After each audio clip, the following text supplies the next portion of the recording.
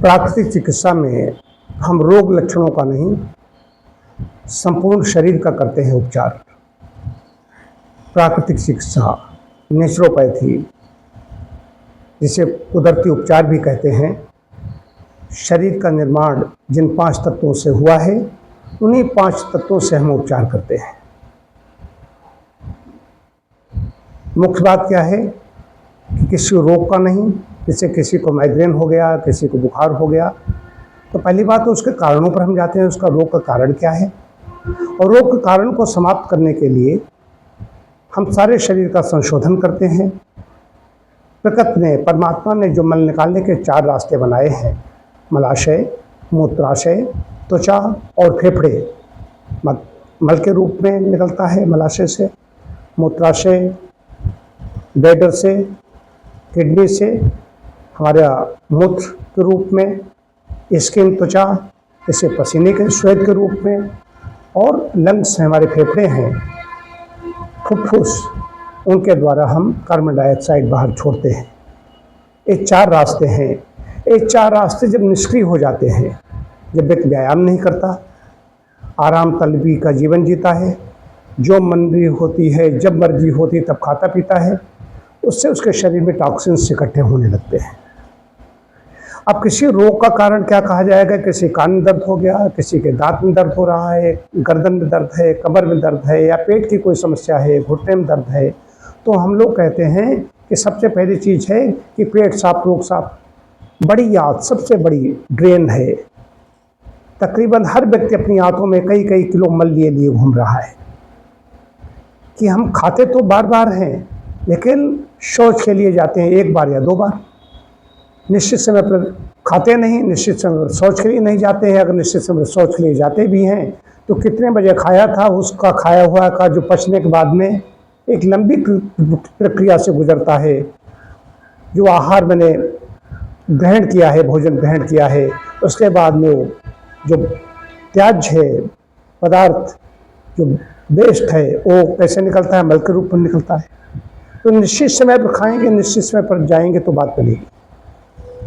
कभी भी खाया और कभी भी गए नहीं गए तो उससे बात नहीं बनेगी। तो मलाशय, सबसे पहले हम हाथों की सफाई को ध्यान देते हैं। उसके साथ साथ में पानी कब पीना है, कैसे पीना है, कितना पीना है, इसका ध्यान। पानी कैसे पिएंगे?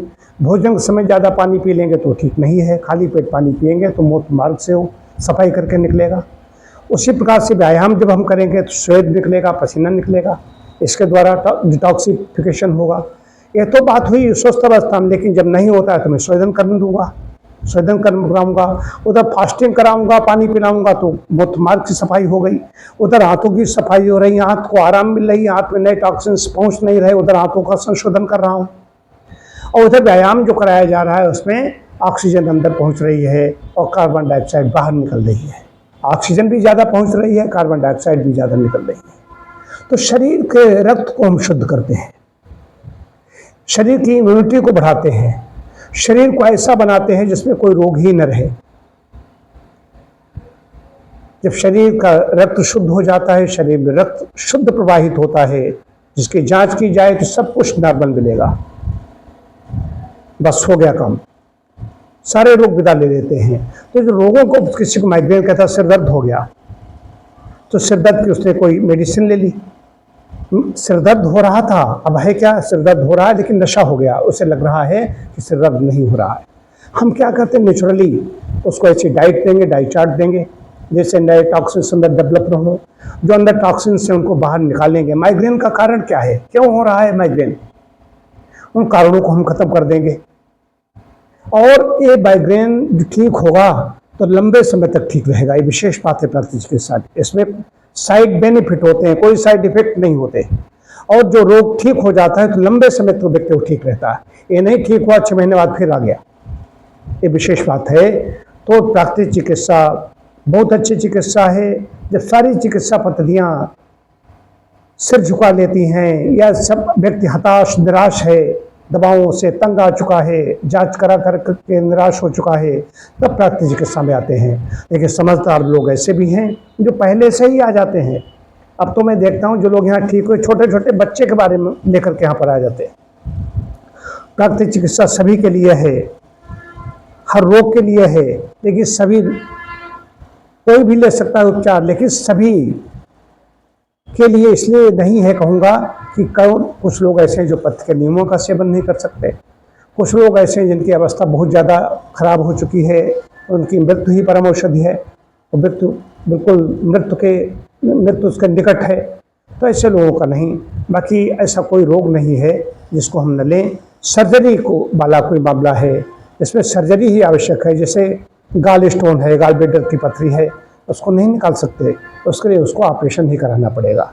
कई ऐसे और भी रोग हैं, या संक्रामक कोई रोग है, ट्यूबरकुलोसिस टीबी है, या कुष्ठ रोगी है, ऐसे लोगों को हम नहीं लेते। बाकी हर रोग का उपचार है, लेकिन हर रोगी का नहीं। एक सिद्धांत है हमारे यहाँ, हर रोगी का नहीं। तो उसमें देखते हैं, वय देखते हैं, बल देखते हैं, सब कुछ देखने के बाद में हम चिकित्सा में अपने हाथ लेते हैं। और जिसको ले लिया जाता है, क्योंकि लेते समय ध्यान रखते हैं, निदान करते समय ध्यान रखते हैं, तो उसको फायदा होना ही होना है, निश्चित रूप से फायदा होगा।